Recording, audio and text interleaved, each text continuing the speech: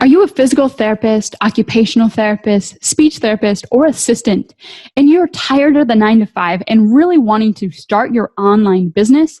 Well, my name is Dr. Emma Shapiro, and I'm a healthcare entrepreneur and physical therapist just like you. And I'm so excited to walk you through 7 easy steps to start your online business. Okay, let's get started. So step number 1 is, you probably already know it, let's discover your idea, your niche. What do you want to talk about? What do you want to be known for? And this is so important because this topic will dictate your whole business. So I really want you to take a moment here and think about, what passions do you have? What talents do you have?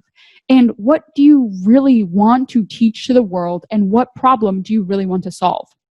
Okay, so now that we have that, let's go to step number 2. So you'd think that step number 2 would be talking about your audience and creating your story, but it's actually not. It's, what do you want to sell? And the reason why I actually have moved this from normally the bottom of the list to the top of the list is because I wish in my online career, growing to a group of over 20,000 therapists, that I wish that I knew what I wanted to sell first, or what product I wanted to try to highlight. Because not knowing if your niche is monetizable is really detrimental to your business growth and to its scalability. But also, the whole time that you are building an audience, building this brand, you could be slowly targeting them and slowly leading them to this goal, which would be your product or your service. So instead of having an audience that's like, whoa, where did this come out of left field, Emma? Why are you all of a sudden trying to sell this? I can now, from square one, write my blog content, write my social media posts, all with the knowledge that eventually I'll have this course or this program, this consulting, this coaching that I'm going to funnel people to. And so it will help you monetize, but it will also help your audience not be shocked when all of a sudden you come out with an offer that's something to do with your online business. Okay, so now we have our niche or our topic. We have the service potentially that we eventually want to sell, or the product that we eventually want to sell. Now we have to think about, where are we going to find our audience? Where are they located? So is your audience on Instagram? Is your audience on Facebook, YouTube, websites? Are they in person? You have to think about that, because that goes to step number 4, which is, where are you going to communicate with your audience on? Are you going to choose to have it be through social media, through websites, through webinars, through Facebook or YouTube Lives? So it's really important that we know all these steps so we know how to really best find our audience and then speak directly to them. So the next step is coming up with, how are we going to speak to them and what are we going to speak about? It's what some people often call our brand or your story. It's, how do you want to relate to your audience so that they can follow you, they can trust you, and they can listen to you? So recently, a therapist shared with me her story about how she actually had some symptoms of dementia.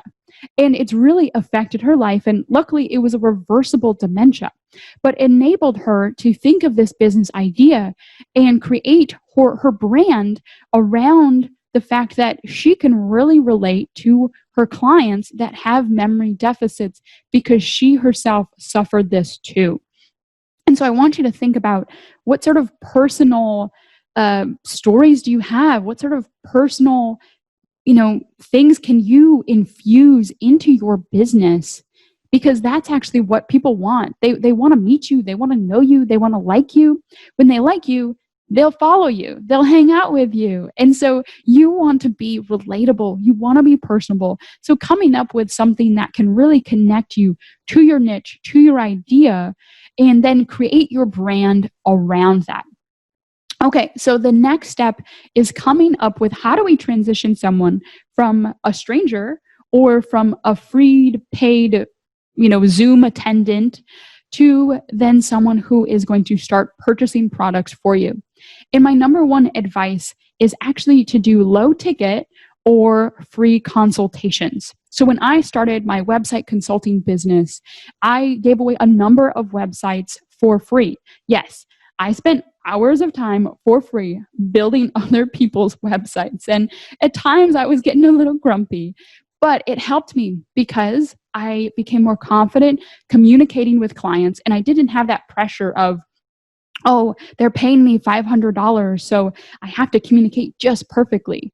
It allowed me to, try to figure out my systems and what I wanted to do and how I wanted to speak. And it just allowed me to be more comfortable and confident so that when I did sell my services, I had examples, I had reviews, and I had systems already in place so I could more confidently then sell my services. So for someone who's doing wellness or health coaching, this is what I've done with my coaching clients. As I told them, create a free fitness boot camp or a free, health coaching wellness session. And so get people into that by posting on Facebook or posting on YouTube, social media, and sharing it, and get people into this session. What I want you to do is in the session, personally, and it's okay if there's just a couple people. It's actually better if there's a couple people. Personally, ask each person, why did they join? What do they want to learn? And then cover a little bit of those topics in that free session. But what I want you to do, for example, is let's take the fitness boot camp, is I want you to watch people in the boot camp and see what limitations they have. Are their hips tight? Are their shoulders tight? Anything that you see. And then when the free fitness bootcamp is done, do not just send this autoresponder selling your membership or selling a course, but target each person. So for example, maybe you saw that Sally had a hard time doing different leg exercises because her hips were really tight. Tell her that. I'm sure she doesn't know her hips are tight. She just knows she's having some sort of struggle, and she's joining your fitness bootcamp to actually get help. And so in that email, message her and say, hey, Sally, I saw that you were having trouble with this and that. I think your hips are tight. I'd love to hop on a free one-on-one therapy session or whatever it is that you're doing. You input that there so that I can really help you with that. And I feel like you'd feel so much better. And I guarantee you that you're going to get so much better responses and so much more likely clients that will actually pay you with that email versus a blanketed statement as to just, here's my membership. So what I want you to take from this is try to connect with your audience, try to connect with the kind of person you want to be, the kind of brand you want to be, learn from them, communicate with them, and this will grow into a profitable online business that then you can scale from free or low ticket offers to one-on-one services, to memberships, to courses, and to so much more. If you learned anything in this video, comment below and let me know what you really enjoyed, what questions you have, and what do you want to learn more about. Please like and subscribe too, and share this with a friend. I'm sure you have lots of fellow therapists looking to start their online business, and I'm here for you to help you. So I will see you in this next video, actually, that then walks you through the next phase, which is creating the online systems to get your wellness, health coaching, or just coaching business all set up. So I'll see you in that video.